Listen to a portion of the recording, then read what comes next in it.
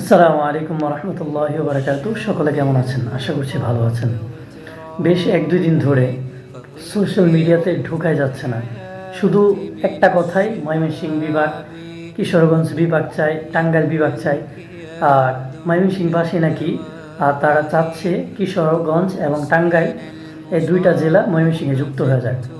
আসলে এটা কেন চাইবে ভাই?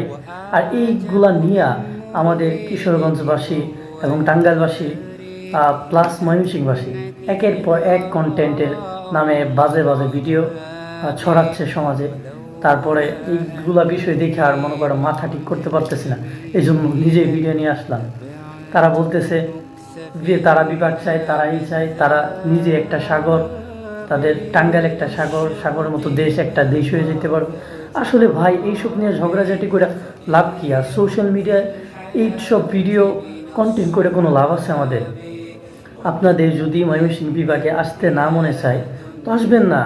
আপনারা এইটা যেখানে যায় কথা বললে এটা কাছে দিবে, ওইখানে আপনারা কমপ্লেন দেন, ওইখানে আপনারা বলেন।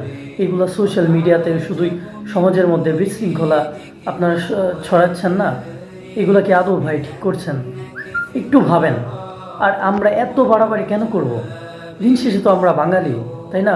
আমরা সবাই তো বাংলাদেশি, এটা আমাদের বড় পরিচয়। আমরা বাংলাদেশি, এটাই আমাদের বড় পরিচয়।